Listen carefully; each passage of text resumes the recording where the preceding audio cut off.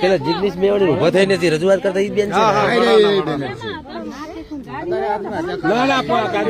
ચગા કેનાલે આત્મહત્યા કરવા આવ્યા છે બેન.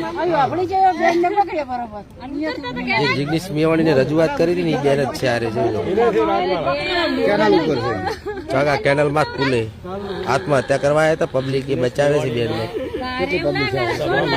બહુ પબ્લિક છે. જુઓ તમે પોલીસ સ્ટેશન થી અમને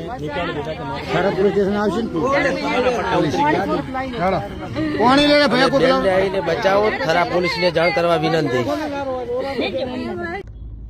મિત્રો, અત્યંત ચોંકાવનારો કિસ્સો સામે આવ્યો છે.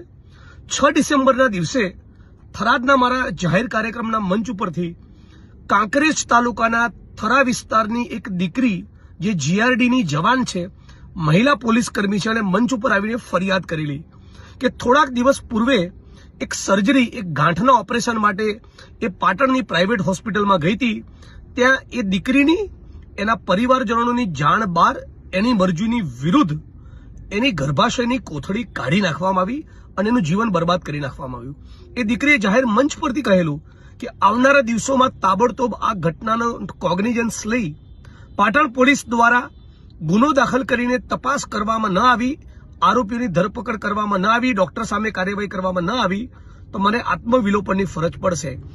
આ વિડીયો સમગ્ર બનાસકાંઠા, થરાદ, પાટણ, આખા ઉત્તર ગુજરાતમાં વાયરલ થયો હોવા છતાં ભારતીય જનતા પાર્ટીની આ સરકાર અને એમની પોલીસ, પાટણ પોલીસ, જે બુટલેગરો અને ડ્રગ પેડલરોને છાવરવામાં અતિ વ્યસ્ત હોવાના કારણે આ દીકરીનો ગુનો નોંધતી નથી.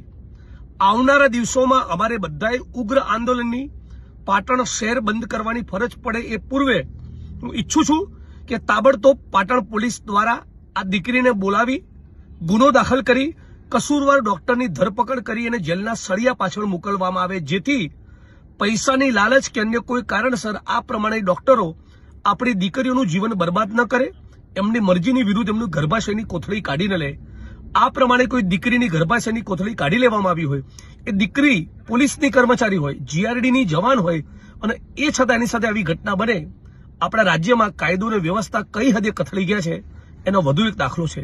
હું માંગ કરું છું આ દીકરીની વહારે રાજ્યના પોલીસ વડા, રાજ્યના ગૃહમંત્રી આવે, તાબડતોબ ગુનો દાખલ કરાવી 24 કલાકમાં એની ધરપકડ કરે, જે ડોક્ટરના પાપના કારણે આ ઘટના બની છે.